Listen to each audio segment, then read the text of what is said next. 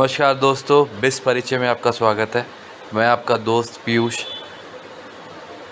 लेकर आया हूँ आपके लिए एफएमएस से डैशबोर्ड। तो पहले हमने फेसेस के अंदर किया, प्रोसेस फ्लो बनाया, प्रोसेस फ्लो के बाद डॉक्यूमेंट चार्टर बनाया, डॉक्यूमेंट चार्टर के बाद हमने एफएमएस बनाया। अब एफएमएस का जो डेटा जितना भी हमारा आ रहा है उसको हम शिफ्ट करेंगे डेटा स्टूडियो में। डेटा स्टूडियो जो है मतलब एक गूगल का ही पार्ट है, गूगल का एक एप्लीकेशन है। जैसे पावर बीआई वगैरह माइक्रोसॉफ्ट ने दिया है, वैसे ही गूगल ने दिया है लूकर स्टूडियो। जो डेटा स्टूडियो है उसका दूसरा नाम है लूकर स्टूडियो। तो आइए स्टार्ट करते हैं अपनी एफएमएस का डेटा स्टूडियो पे लेकर आते हैं और सीआरएम डेवलप करते हैं।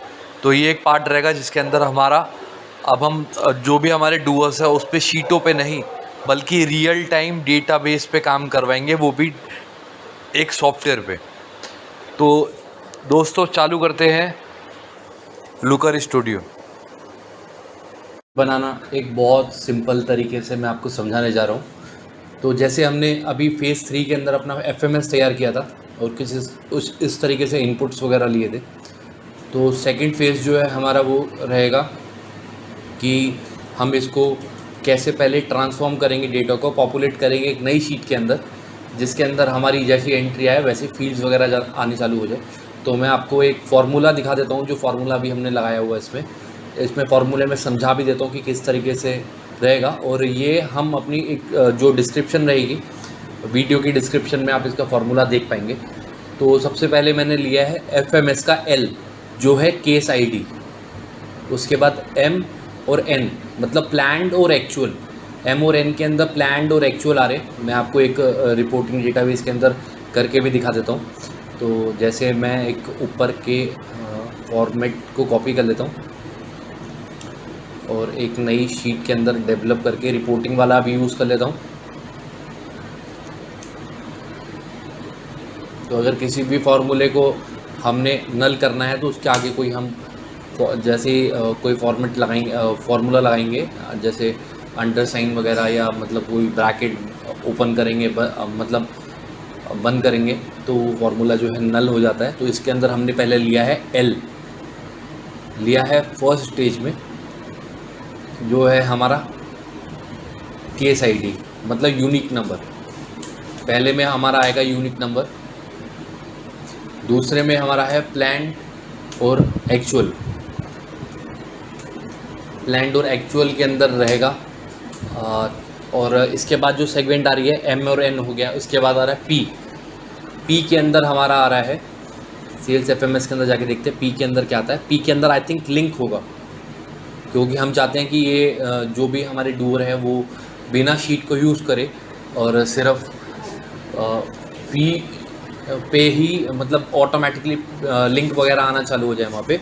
तो ये है लिंक। तो अभी एल हो गया हमारा यूनिक नंबर, प्लान हो गया एम, ये हो गया एन एक्चुअल और लिंक हो गया पी। अभी Z2 जो आप देख रहे होंगे कि यहाँ पे सारा का सारा हम लिंक करके एफएमएस सेल्स आ रहा है, तो एफएमएस सेल्स से उठाया हुआ है। बट इसके अंदर जो Z2 है वो Z2 हमारा आ रहा है, Z2 जो है वो है हमारा शीट से ही। तो शीट पे हमने यहाँ पे एक फॉर्मुलेशन लगाई हुई है यहाँ पे, ये भी मैं आपको उसके अंदर लिंक के अंदर दे दूँगा। तो इसके अंदर लगा रखा है कि हमने कॉलम सेलेक्ट कॉलम 1 2 3 4 मतलब 4 कॉलम 3 को नहीं हमने लिया, तो हमने यहाँ पे सिर्फ कॉलम 1 2 और 4 ही लिया है।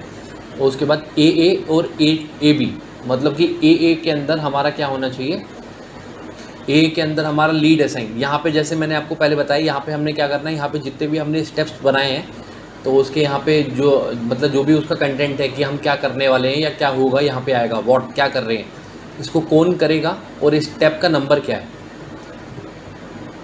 ये वाला जो पूरा शीट है मैं आपको डिस्क्रिप्शन के अंदर एक कॉपी इसका दे दूंगा ताकि आपको कोई प्रॉब्लम ना हो।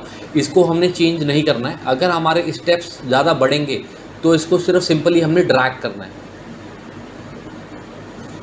ओके, तो अभी कोई स्टेप्स वगैरह आगे नहीं बढ़े हुए, 8 ही स्टेप्स हैं तो हमने 8 को ही रखना है। इसके अंदर देखिए मैंने उठा रखा है सेल्स एफएमएस से F3। तो ये जैसे स्टेप है हमारा लीड असाइन, तो M3 के अंदर देखिए हमारा आ रहा है lead assign to sales person. इसके बाद U के अंदर आ रहा है, U3 के अंदर कनेक्ट विद कस्टमर। अभी डेटा स्टूडियो पे जाता हूँ, दिखाता हूँ आपको। M3 के अंदर हमारा लीड असाइन टू, और इसके अंदर आ रहा है U3। मतलब मैंने वहाँ से सेल्स को डायरेक्टली लिंक कर दिया कि वहाँ पे आप जो भी लिखोगे वो यहाँ पे रिफ्लेक्ट होता रहे। तो अभी जैसे मैंने इसके अंदर देखिए कि पूरा आपको ये वाला सिनेरियो समझा दिया। उसके बाद जितने भी हमारे कॉलम्स रहेंगे तो उसके अंदर हमने उतने ही डबल कॉमर्स लगाने हैं। जैसे हमारे देखिए 5 कॉलम्स है तो हमने 5 कॉलम्स इसके अंदर वो लगा लिए हैं, 5 कॉमर्स लगा लिए हैं कि 5 हमारी फील्ड्स हैं, 1 2 3 4 5। ओके, तो ये 5 हमारी फील्ड्स यहाँ पर आ गई है, इसलिए 5 हमने कॉलम लगाया। उसके बाद ये रिपीट होता रहेगा, जितने हमारे स्टेप्स है उतनी बार रिपीट होगा। अभी जैसे पहली स्टेप के अंदर MN था, M और N था, प्लान और एक्चुअल का। अब सेकंड वाले के अंदर U और V है, प्लान और एक्चुअल। तो आप देख सकते हैं इसके अंदर, तो सेकंड वाले स्टेप के अंदर और U और V आ गया, और जहाँ पे हमारा लिंक है वो X कॉलम दिखा रहा है। तो लिंक के लिए भी दिखा देता हूँ मैं आपको। लिंक के लिए देखिए हमारा X आ रहा है। तो जितने भी हमारे स्टेप्स रहेंगे उतनी बार हमने इसको कॉपी करना है, कॉपी करके पेस्ट कर देंगे। कुछ इस तरह से हमारा डेटा जो है रिप्रेजेंट होना चालू हो जाएगा। जैसे 2 स्टेप्स हमारे खुले हुए हैं तो दोनों के दोनों यहाँ पे आने चालू हो गए। उसके बाद हमने करना क्या है, उसके बाद हमने जाना है टाइप करना है लुकर स्टूडियो। मैं तो यहाँ पे खुला हुआ है बट मैं आपको फिर भी करके दिखाता हूँ। लुकर स्टूडियो पे क्लिक करेंगे, तो लुकर स्टूडियो पे जैसे ही क्लिक करेंगे तो लुकर स्टूडियो ओवरव्यू आएगा। ओवरव्यू पे क्लिक करेंगे तो अपने आप ही वो उसका होम पेज खुल जाएगा। देखिए जैसे यहाँ पे होम पेज खुल गया। अगर आपके पास मल्टीपल आईडीज़ है तो आप यहाँ पे क्लिक करके दूसरी आईडी का यूज़ कर सकते हैं। अब यहाँ पे बनाएंगे हम डैशबोर्ड, FMS का डैशबोर्ड। तो हमने पहले क्रिएट करना है। अभी हमने डेटा सोर्स बनानी है, या हम रिपोर्ट बना रहे हैं तो रिपोर्ट के ऊपर क्लिक करेंगे। रिपोर्ट के अंदर क्या होता है, बेसिकली हम डायमेंशंस वगैरह को दे सकते हैं, तो इसलिए रिपोर्ट को ज़्यादा प्रेफर्ड रहता है कि रिपोर्ट को ही बनाएं। तो उसके बाद मैं गूगल शीट को कनेक्ट करूँगा अपनी। जैसे गूगल शीट पे क्लिक करा और सेल्स FMS के अंदर मैंने क्या क्लिक करके करना है, मैंने करना है डेटा स्टूडियो पे। डेटा स्टूडियो बनाना है। अब डेटा स्टूडियो का स्पेसिफिक रेंज, क्योंकि हमने बाद में फॉर्मुलेशन कर रखी है तो इसलिए हम इसको इसका एक रेंज देंगे। तो हम सेल्स FMS पे गया और सेल्स FMS पे देखा मैंने कि A1 से जो हमारी रेंज है वो आ रही है हमारी R तक। ओके, तो R तक रेंज लेनी है मुझे। तो फिर से मैं यहाँ पे गया, A1 से R, उसको ऐड करना है।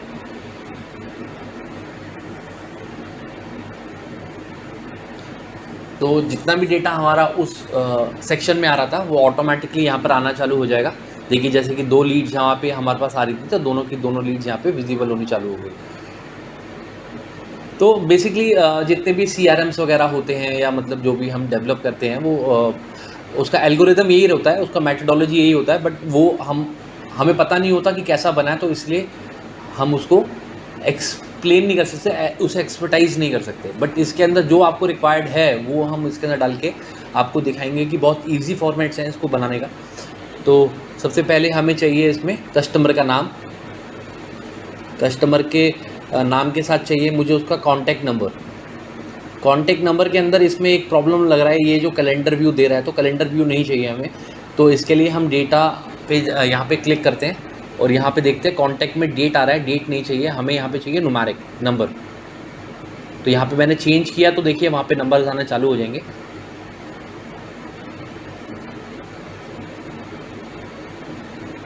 अभी मैं इसको रिफ्रेश करूँगा तो यहाँ पे विजिबल हो जाएगा। तो इसके बाद देखिए नंबर्स में यहाँ पे 1 2 3 आ गया। उसके बाद चाहिए मुझे कस्टमर का ईमेल आईडी,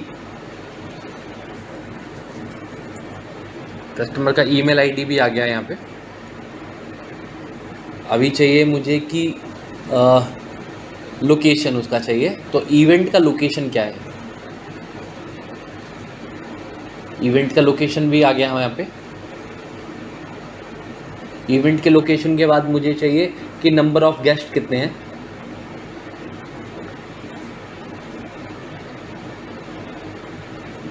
तो ये भी आ गया हमारे पास। मतलब जो जो फील्ड्स हमें चाहिए वो हम यहाँ पे ड्रैग करके, बहुत सिंपल है, जैसे बताया कि सिर्फ ड्रैग से ही हमारा काम हो जाएगा। तो यहाँ पे हम डाल देते हैं स्टेप का नाम, स्टेप कौन सा है। जैसे अभी कनेक्ट विद कस्टमर, हमारे पास दो तरह से अभी लीड्स हैं, हमारे पास दो तरह से आई हुई है। एक तो आई हुई है फ्रेश लीड जो अभी असाइन करी जाएगी, और एक है कनेक्ट विद कस्टमर। और यहाँ पे हमने डालता है उसे रिक्वायरमेंट किस तरह का है।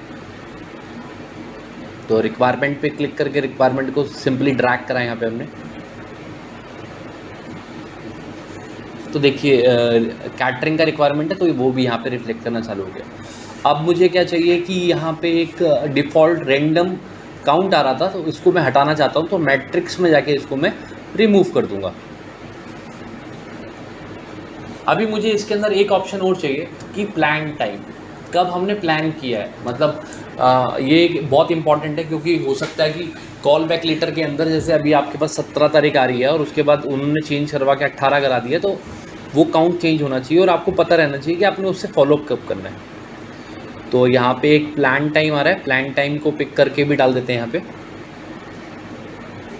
और यहाँ पे इसको ये देखिए आप देखेंगे ना इसको, तो यहाँ पे ये डेट एंड टाइम दोनों चीज़ें आ रही हैं। तो यहाँ पे मैं इसको क्लिक कर देता हूँ और क्लिक करके यहाँ पे इसके पैरामीटर को चेंज करके सिर्फ डेट रहने देता हूँ। सिर्फ डेट ही डेट आनी चालू हो गई। अब मुझे चाहिए एक ऑप्शन और जिसके अंदर हमारा लिंक आए। अगर हम इस लिंक को यहाँ पे ड्रैग करेंगे तो वो लिंक पूरा का पूरा आ जाएगा, मगर ऐसा हमें नहीं चाहिए। हमें चाहिए एक छोटा सा लिंक। तो उसके लिए हमें फील्ड तैयार करना पड़ेगा हाइपर लिंक का। तो दोस्तों क्लिक करेंगे, ऐड अ फील्ड में जाएंगे और यहाँ पे क्लिक करेंगे क्लिक URL। यहाँ पे फॉर्मूला लगाएंगे हाइपर लिंक, और हाइपर लिंक लगाने के बाद जो हमारा उस ब्रैकेट का नाम था, जैसे लिंक था, तो जैसे ही आप लिंक डालेंगे तो देखिए नीचे अपने आप लिंक आ गया। अब लिंक को क्लिक करके आप इसको क्या कैसे आइडेंटिफाई कराना चाहते हैं, हम यहाँ पे डालना चाहते हैं क्लिक, सिर्फ ये क्लिक लिखा हुआ है। उसके बाद हम इसको यहाँ पे आके सेव करेंगे। सेव करने के बाद इसको यहाँ से फिनिश कर देंगे। तो एक देखिए क्लिक URL करके एक नया फील्ड हमारे पास एक्टिव हो गया। तो अब हम इसको यहाँ पे ड्रैग कर देंगे। तो जो पहले जो इतना बड़ा लिंक आ रहा था वो हट के छोटा सा लिंक बन चुका है। अभी मैं अपना शीट को एक बार रिफ्रेश कर लेता हूँ।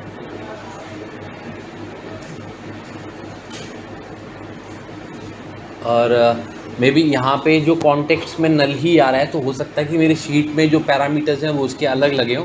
तो मैं एक बार यहाँ पे आके भी इसको कॉन्टेक्स्ट को आके नंबर ही कर दूँगा, ताकि वो डिस्प्ले वहाँ पे एक सा ही नज़र आए। ओके, तो यहाँ पर आके मैंने इसको नंबर्स के अंदर शिफ्ट कर दिया। और फिर मैं यहाँ पे आके एक बार इसको दोबारा से रिफ़्रेश कर देता हूँ।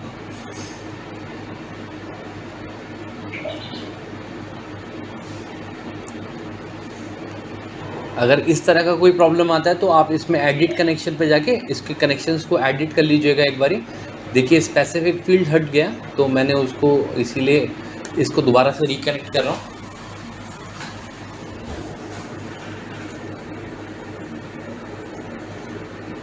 दोस्तों ये एक मतलब बिजनेस इंटेलिजेंस टूल है। वी आर जस्ट क्रिएटिंग इस फॉर कि हमें कहीं पे कोई दिक्कत वगैरह ना आए। हम FMS से पोर्ट इसलिए कर रहे हैं ताकि FMS पे कोई एडिट वगैरह ना कर पाए, क्योंकि शीट पे आप फॉर्मुलेटेड शीट है आपका, और अगर उसमें कोई एडिट करेगा तो प्रॉब्लम आपको फेस करना पड़ सकता है।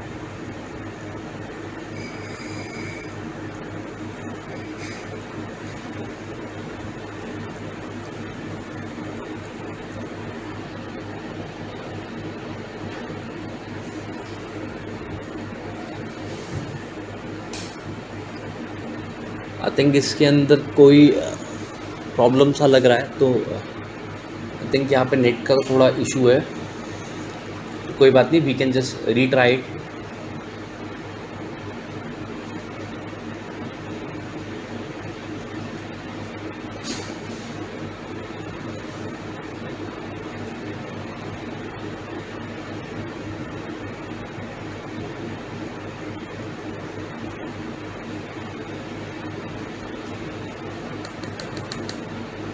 तो ये क्लिक नहीं कर पा रहा है। तो मैं एक बारी फिर से अपना FMS पे क्लिक करता हूँ और देखता हूँ कि इसमें कहाँ पे प्रॉब्लम आ रहा है।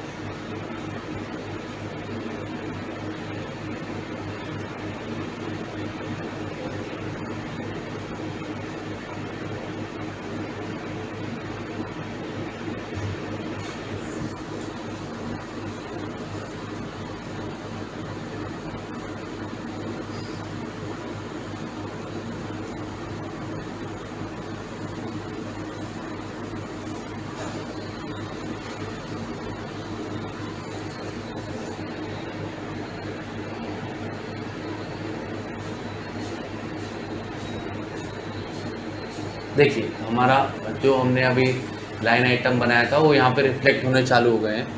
तो सबसे पहले मुझे इस पे डैशबोर्ड पे डालना है जो भी हमारा कंपनी का नाम है। जैसे कंपनी है हमारा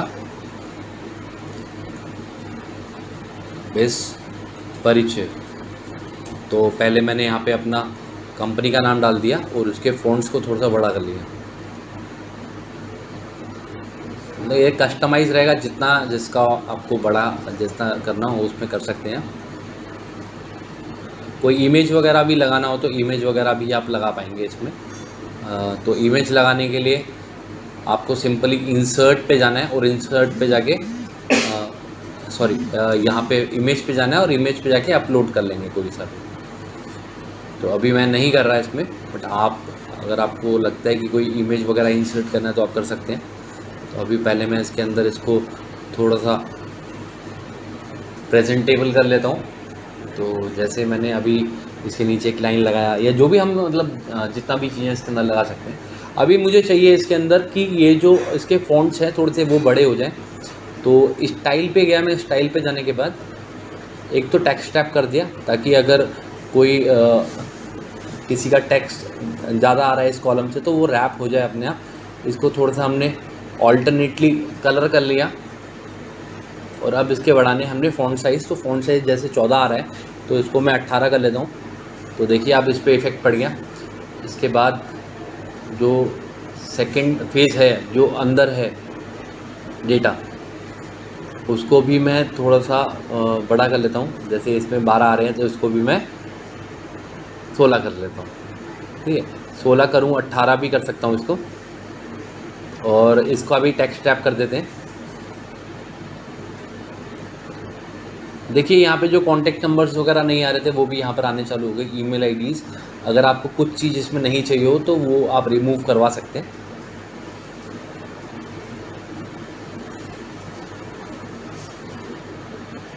नंबर ऑफ गेस्ट्स, इवेंट का लोकेशन,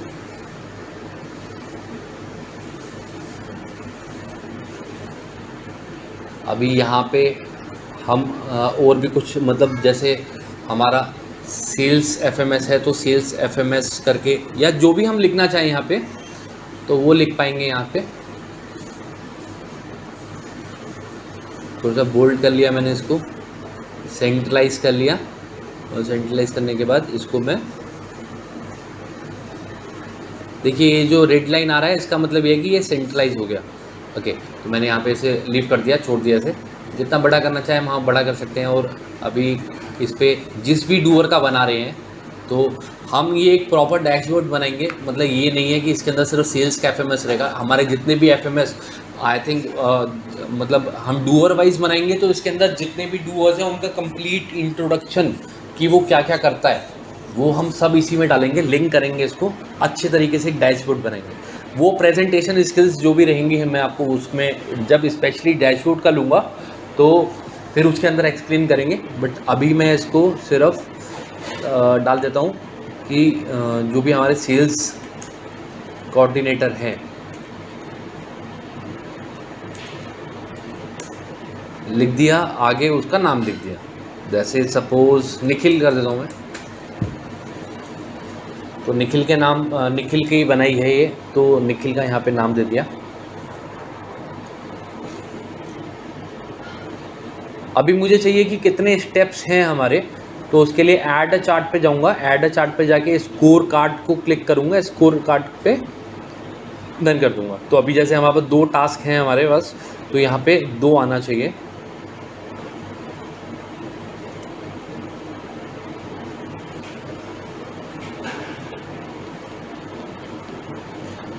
सॉरी गाइज, मेरा आई थिंक मुझे लगता है कि जो नेट है वो स्पीड बहुत स्लो चल रहा है, तो इस वजह से दिक्कत लग रहा है। ये जो अभी रिकॉर्ड काउंट है उसको हम हटा देते हैं, उसको सेंट्रलाइज कर देते हैं। और एक चीज़ और कि जितना भी हम एफएमएस बनाएंगे उसमें मिसिंग डेटा में नो डेटा की जगह हम डैश को रिप्रेजेंट करवाएंगे। डैश को रिप्रेजेंट करवाने का मोटिव ये है कि जो भी हम काम कर रहे हैं वो मतलब अगर वहाँ पे वैल्यू कुछ भी नहीं है तो वो नल ना लिखा हुआ है। जैसे यहाँ पे लिखा हुआ आ रहा है नल, अगर यहाँ पे भी कोई टास्क नहीं रहेगा तो वहाँ पे नल लिखा हुआ आएगा, तो नल नहीं चाहिए हमें, डैश लिखा हुआ है। तो अभी मैं इसको पहले सेंट्रलाइज कर दूँ, जो 2 आ रहा है, तो अभी मैंने इसको देखिए तीनों को सेंट्रलाइज कर दिया। अभी एक जो रिकॉर्ड काउंट आ रहा है उसको भी हटाना है, तो मैं हाइड मैट्रिक्स नेम कर दूँगा। देखिए अभी यहाँ पे सिर्फ 2 लिखा हुआ आ रहा है, तो हमें यही चाहिए कि हमारे पास कितने टास्क हमारे जो हैं वो खाली पड़े। तो साथ में हमें इसको थोड़ा सा हाईलाइट करने के लिए हमें काम करते हैं, इस पर एक बैकग्राउंड इमेज बना लेते हैं।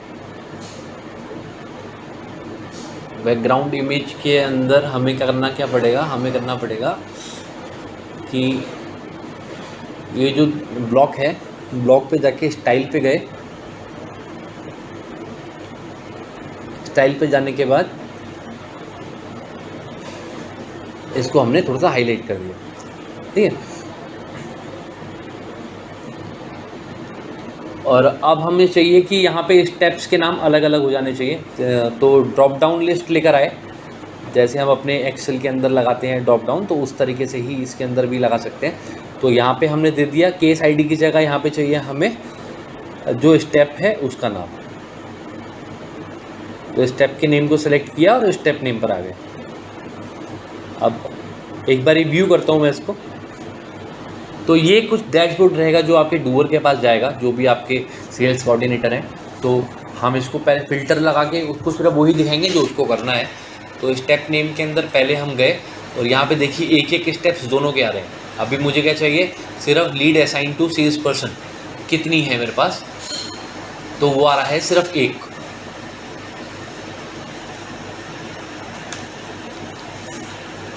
ठीक है, ओके। और यहाँ पे अभी सेकंड स्टेप में देखना है कनेक्ट विद कस्टमर पे कितना है, तो ये भी आ रहा है 1। अगर हम इसको सबको सेलेक्ट कर देंगे तो वो अपने आप ही मर्ज होकर 2 हो गया। अब मैं आपको दिखाता हूँ कि पहले हमें क्या करना है, किस तरीके से हमें भरना होगा। तो lead assign to sales person पे गया, वहाँ पे मैंने क्लिक किया। क्लिक करने के बाद देखिए ये सारा जो डेटा है ये प्री फिल्ड आ रहा है। इस पर नेक्स्ट किया, नेक्स्ट करने के बाद किसको असाइन कर रहा हूँ, निखिल को असाइन कर रहा हूँ। तो निखिल को जैसे ही मैंने असाइन करा तो यहाँ पे वो फॉर्म जो है वो बंद हो गया, ख़त्म हो गया, ठीक है। तो अभी यहाँ पे मैं फिर से रिफ्रेश करता हूँ।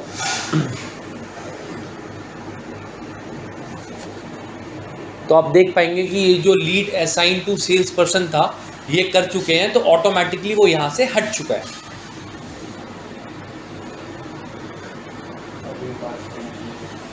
अब सेकंड स्टेप में जाएंगे।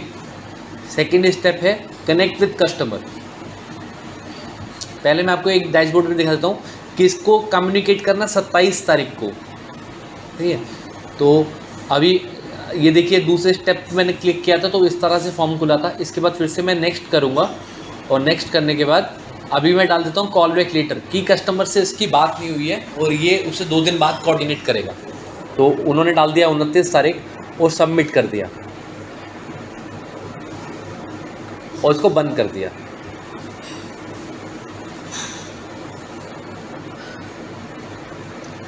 तो ये जो 27 तारीख आ रहा था देखिए अपने आप ही SF3 ये हमारा शिफ्ट होके हो चुका है 29 तारीख। अब इन्होंने दोबारा से कॉल किया उस पर और उन्होंने बोला कि भाई अभी मतलब इसके अंदर कुछ नहीं छेड़ना हमें, जो स्टेप नेम है नेक्स्ट में जाना के हमें कॉल बैक लेटर कर दिया उसको फिर से एक बारी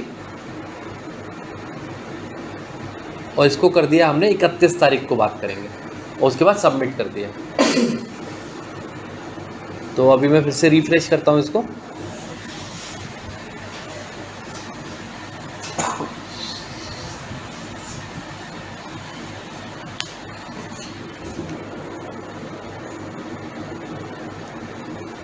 देखिए यहाँ पे जो टाइम है ये अपना चेंज हो चुका है। ये हमारा आ चुका है 31 तारीख। अब क्या है, अब कस्टमर को इन्होंने कॉल किया और कस्टमर ने कॉल जो है पिक कर लिया। कस्टमर से इनकी बात हुई और कस्टमर को इनसे बात होने के बाद कस्टमर ने बोला कि भाई ये जो इन्फॉर्मेशन है ये रॉन्ग इन्फॉर्मेशन है, मतलब मैंने इंक्वायरी कराई नहीं है। तो नेक्स्ट करके इन्होंने रीज़न दिया कि नॉट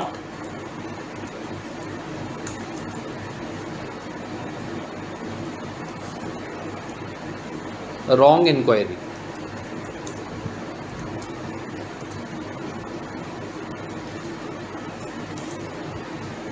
और सबमिट कर दिया। तो ये जो लीड है ये ऑटोमेटिकली ही यहाँ से चला जाएगा। तो अभी मैं इसको रिफ़्रेश करूँगा क्योंकि ये वाला जो लीड था वो तो कहीं पे हमारे पास आता ही नहीं है। तो देखिए वो जो SF3 वाला लीड था वो यहाँ से रिमूव हो चुका है। ऐसे ही जब भी हमारे पास जितने भी हमारे पास रीजन्स इसके अंदर हैं, मतलब जैसे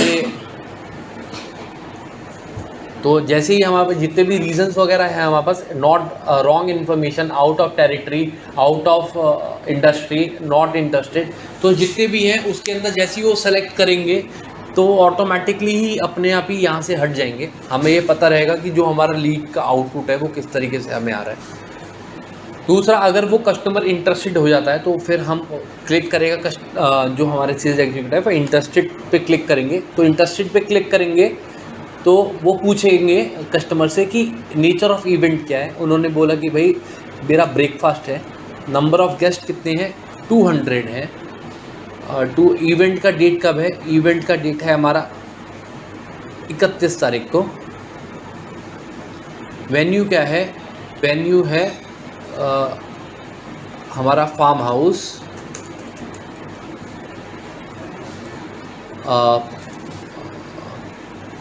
पलवल में। जो इवेंट टाइप है वो क्या है, वेज है, नॉन वेज है, विदाउट ऑनियन है, विदाउट गार्लिक है।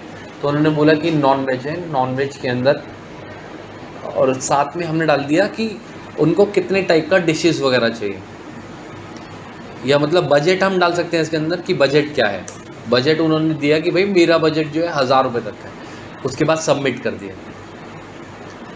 तो सबमिट जैसे ही किया तो ये वाला स्टेप यहाँ से हट जाएगा। बट मैं आपको जो इसका बैकअप है, बैकअप शीट के अंदर दिखाता हूँ कि डेटा हमारे पास किस तरह से आ रहा है। जैसे if I am talking about कि मेरे पास जो अभी मैंने सेकंड का हमने डिटेल लिया है, जैसे सेकंड हमारा ये है SF सेकंड, तो उसका डिटेल देखिए आपने भरा तो फॉर्म पे है, बट उसके अंदर ये सारा अपने आप ही शीट के अंदर डिस्प्ले करना चालू हो गया। इसके बेसिस पे एक हमारा जो अभी इसको रिफ्रेश करता हूँ, जैसे हमने इसको रिफ्रेश किया तो इस पे आ गया कि प्रिपेयर कोड। अब जो हमारे सेल्स एग्जीक्यूटिव है इस पे एक कोटेशन बनाएंगे जो उनका रिक्वायरमेंट था। तो क्लिक करेंगे यहाँ पे, जब उनका कोटेशन बन जाएगा उनके पास 2 घंटे का टाइम है। जैसे हमने एक डॉक्यूमेंट चार्टर के अंदर बनाया था कि टैग जो है वो मेन बेस रहता है इसका डॉक्यूमेंट का। तो नेक्स्ट करके अब वो क्या करेंगे, अपलोड करेंगे मेन्यू को अपलोड करने के बाद, जैसे ब्राउज कर लेता हूँ, कोई भी फाइल अभी मैं इसके अंदर ऐड कर देता हूँ। जैसे मैंने फाइल को ऐड किया, ओपन, और यहाँ पे अपलोड कोटेशन। इसमें जो कोटेशन डालनी है वो डालनी है कि वो हमें कितने का पड़ रहा है। इसमें डालना है कॉस्ट टू कंपनी का कोटेशन। इसमें वो वाला कोटेशन नहीं डालना जो मतलब हमने कस्टमर को देना है पहले, क्योंकि इसके बाद हमारा जो स्टेप है वो जाएगा कोटेशन अप्रूवल के लिए। जो हमने कोटेशन बनाया वो अप्रूवल के लिए जाएगी। तो यहाँ पे अपलोड कोटेशन के अंदर हमने वो वाली कोटेशन की फाइल डालेंगे जिसके अंदर हमारे सारे ब्रेकअप्स हैं। तो वो भी मैं यहाँ पे क्लिक कर देता हूँ और ओपन कर देता हूँ। तो यहाँ पे वो अपलोड हो जाएगा। अभी डालना है हमें इसके अंदर कि वो कॉस्ट टू कंपनी कितने का पड़ रहा है। जैसे वो वाली कॉस्ट टू कंपनी पड़ रहा है 900 रुपये का, और कोटेड कॉस्ट प्राइस आपने दिया 1100 रुपये। इसमें हमने सबमिट कर दिया। ठीक है, अभी ये सारा डिटेल जो है ऑटोमेटिकली डाइवर्ट हो जाएगा। जैसे हमने अभी ये सिनेरियोस बनाए हैं, तो जो भी हमारा इसको अप्रूव करेगा उसके पास एक हम जैसे क्लिक का बनाया उसके पास एक और इसके अंदर सेगमेंट बनाएंगे जिसके अंदर उन्हें सारी की सारी जो हमारी अपलोडेड कोटेशंस होंगी वो विजिबल होंगी। तो अभी मैं इसको रिफ्रेश करता हूँ और कोटेशन अप्रूवल, जैसे हमने वहाँ पे क्लिक किया तो कोटेशन अप्रूवल पर आ गया। उसके बाद कोटेशन अप्रूवल पे मैंने क्लिक किया तो जो भी कोटेशन अप्रूव करने वाले होंगे उनको यहाँ पे नेक्स्ट करना है, और नेक्स्ट पे करना है या तो अप्रूव कर देंगे, उनके पास एक ही बेसिकली सिनेरियो है कि अप्रूव करने का, क्योंकि अगर उनको लगता है कि इसके अंदर कुछ रिवाइज करवाना है तो they will communicate with sales person. और रिमार्क्स के अंदर डाल दिया कि अगर कुछ भी इसके अंदर मतलब जैसे प्लीज़ रिवाइज विद 5% वैसे +5%, सही है। तो ये डाल दिया।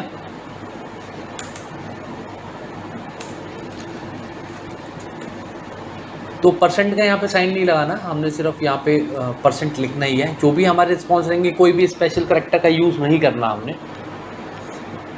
तो अभी कोटेशन अप्रूवल के अंदर भी अप्रूव हो चुका है हमारा। तो जैसे ही कोटेशन का अप्रूवल होगा अब करना क्या है, अब कस्टमर को कोट करना है, मतलब on the basis of approval from HOD अब वो यहाँ पे अपना कोटेशन बनाएंगे और कोटेशन का अप्रूवल कोटेशन जो है वो कस्टमर को भेजेंगे। तो नेक्स्ट किया, नेक्स्ट करने के बाद यहाँ पे जो भी फाइनल कोटेशन जो भेजना चाहते थे वो यहाँ पे क्लिक किया उन्होंने, और क्लिक करने के बाद ओपन कर दिया, मतलब अपलोड कर दिया यहाँ पे, और रिमार्क्स डाल दिए। फाइनल कोटेड अमाउंट 1130 रुपये।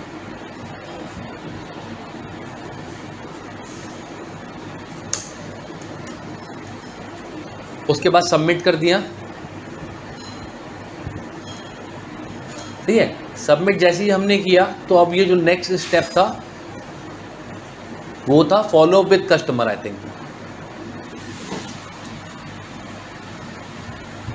ओके, तो फाइनल स्टेप के अंदर नहीं गया आई थिंक वो, एक बार मैं देखता हूँ इसके अंदर क्या है। तो जैसे हमारा क्लिक हुआ तो कोड टू कस्टमर, अच्छा ओके, यहाँ पे अभी हमारा कंप्लीट नहीं हुआ तो इस वजह से वो यहाँ पे रिफ्लेक्ट नहीं कर रहा।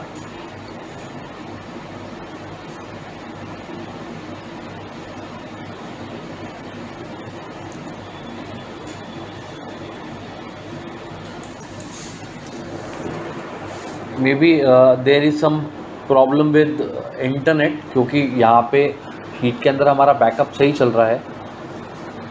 तो I just refresh it from here.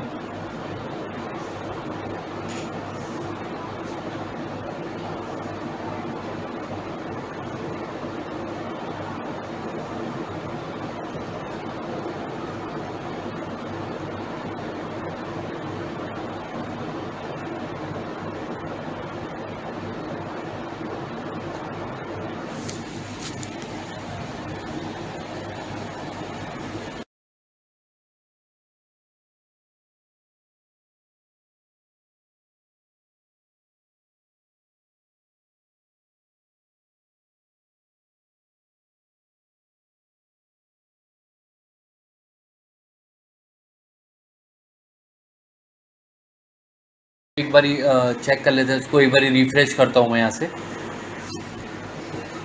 में भी हो जाता है समटाइम्स इसके अंदर कि स्टेप्स वगैरह जो हमारे रहते हैं।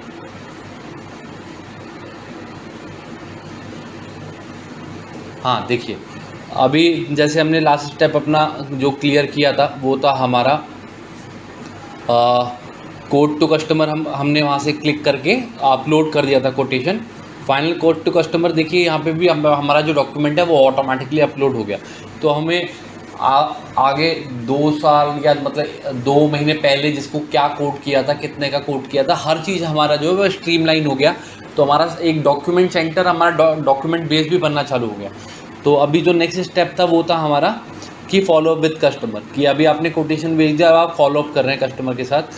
तो यहाँ पे देखिए फॉलो अप विद कस्टमर भी आ रहा है। तो यहाँ पे हमने क्लिक करेंगे और क्लिक करने के बाद ये सारा का सारा जैसे आपको बताया कि प्री फिल्ड डेटाबेस आता है, तो उस पर नेक्स्ट किया अब आ रहा है इसके अंदर कि कॉल बैक लेटर है, मतलब कि क्या उसे आपने कॉल किया और उसने बोला कि आपको 2 दिन बाद बात करनी है, उसका इवेंट कैंसिल हो गया, नेगोशिएशन के अंदर है, लॉस्ट है, या फिर अंडर बुकिंग है।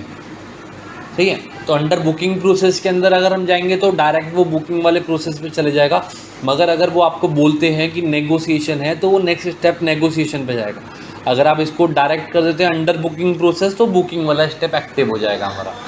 तो अभी मैं एक काम करता हूँ, मैं आपको पहले दिखाता हूँ कि नेगोशिएशन का। तो नेगोशिएशन पे हमने क्लिक किया और नेक्स्ट किया, तो पूछ रहा है कि भाई क्या कस्टमर आस्क फॉर 10% डिस्काउंट। अच्छा हाँ, ये जो स्पेशल कैरेक्टर्स है उसको हमने नहीं डालना, तो 10% डिस्काउंट और सबमिट कर दिया। तो जैसे सबमिट किया तो ये वाला स्टेप यहाँ से हट जाएगा, फॉलो विद कस्टमर वाला, और वो नेगोशिएशन वाले पे चला जाएगा।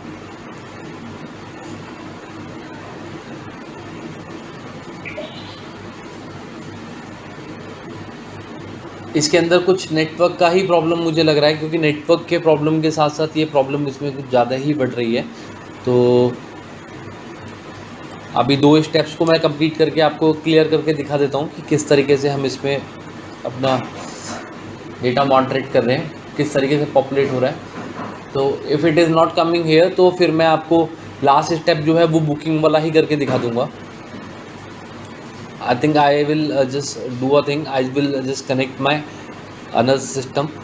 तो अभी उसको कनेक्ट करता हूँ। तो एक यहाँ से मैं इसको जो लास्ट स्टेप था उसको मैं यहाँ से डिलीट कर देता हूँ, मूव कर देता हूँ और रिफ्रेश करता हूँ अपना शीट को।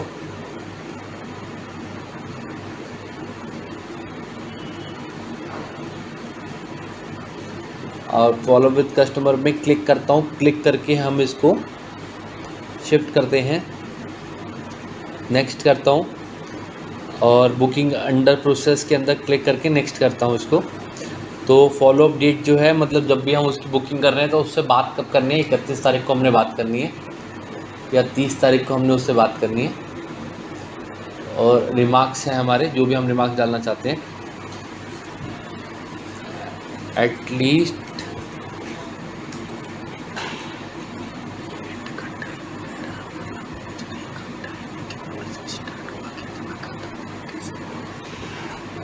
अभी तो हम बेसिकली बुकिंग कर रहे हैं, तो बुकिंग इसलिए होती है कि हमारा जो पेमेंट मोड है वो एक्टिव हो जाए, कि हम जो भी हमारा पेमेंट वगैरह आना है हम उसका कंफर्मेशन डेट डाल दें, क्योंकि हम उसको कोऑर्डिनेट कर रहे हैं, फॉलोअप कर रहे हैं, तो वो तुरंत तो आपको इसका एडवांस नहीं देगा। तो हो सकता है कि वो 2 दिन या 3 दिन का टाइम ले, तो वो वाला डेट जो भी वो टाइम लेगा उसमें ये वाला डेट डालना है।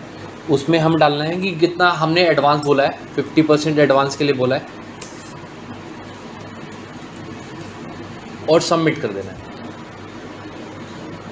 सबमिट जैसे ही इसमें सबमिट करेंगे तो हमारा जो नेक्स्ट स्टेप है बुकिंग वाला,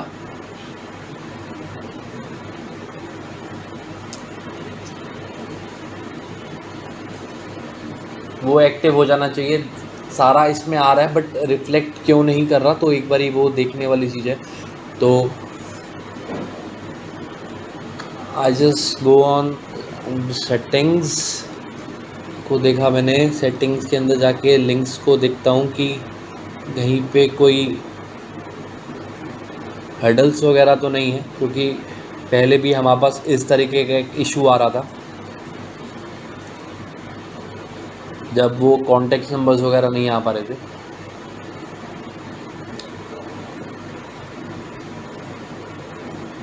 ये FX लिखा हुआ इसलिए आ रहा है क्योंकि ये हाइपरलिंक हमने लगाया है यहाँ पे।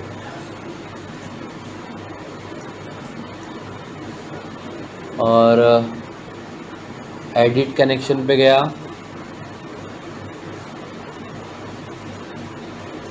इंक्लूड किया,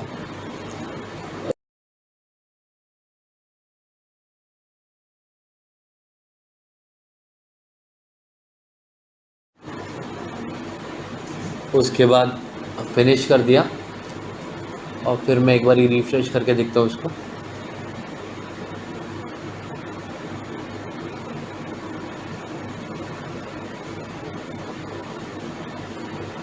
क्योंकि एक लास्ट जो ऑप्शन है हमारा वो बुकिंग का, इसके अंदर अभी डिस्प्ले नहीं कर रहा।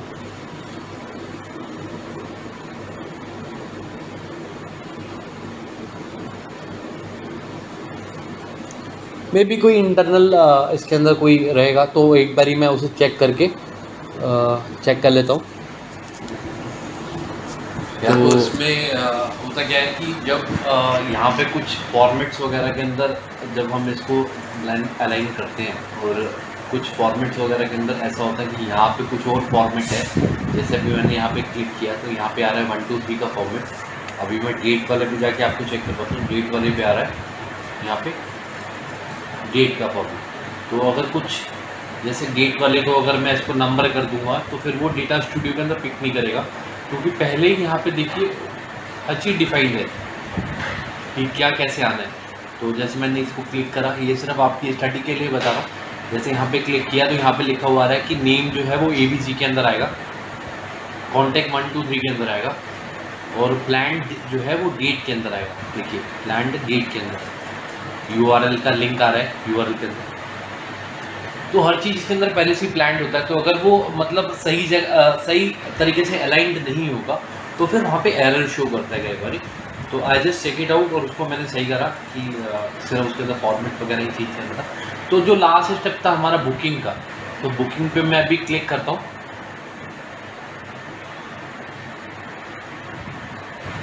बुकिंग पे मैंने क्लिक किया और नेक्स्ट किया, और यहाँ पे कस्टमर का नाम भी, जैसे मेरे पास पेमेंट वगैरह रिसीव हो गया तो कस्टमर का नाम मैंने डाल दिया पीयूष कुमार 828540 सिग्नल डाल देता हूँ यहाँ पे। ठीक है, इवेंट का एड्रेस जो है वो है plot number 82 green villa farms Palwal. Event का लोकेशन है पलवल का। कितने में मैंने बुक किया, टोटल मैंने जो बुक किया है वो किया है 1,80,000 में। जो टोकन मनी आया उसका वो आया 20,000 रुपीज़। यहाँ मैं 50% बोला था तो 90,000 रुपीज़ आ गया मेरे पास। पेमेंट कैसे आया उसका, ऑनलाइन आया है। तो ऑनलाइन आया है तो यहाँ पे हमने स्क्रीनशॉट उसका अटैच करना है।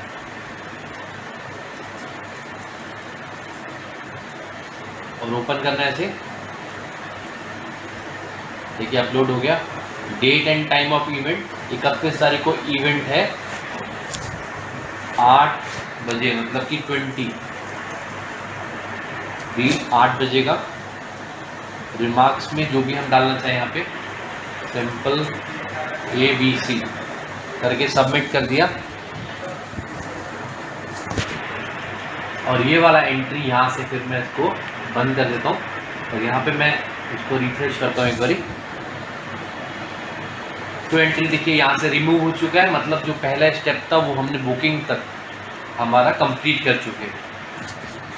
तो इसी के साथ हमारा जो ये FMS था, सेल्स FMS, वो कंप्लीट होता है। तो हमने इसके अंदर 4 मॉड्यूल्स अपने तैयार किए जो हमारे हैं। पहला मॉड्यूल था हमारा प्रोसेस फ्लो, दूसरा डॉक्यूमेंट चार्टर, तीसरा FMS कैसे बनाया जाता है, हाउ टू क्रिएट FMS, और चौथा डैशबोर्ड क्रिएशन।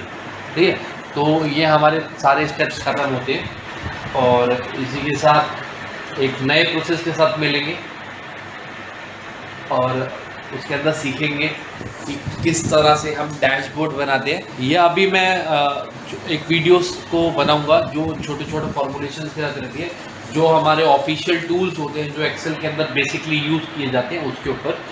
तो प्लीज़ लाइक कीजिए, सब्सक्राइब कीजिए और शेयर कीजिए, क्योंकि बहुत मेहनत करना पड़ता है इसमें। तो आपका सपोर्ट हमें चाहिए होगा।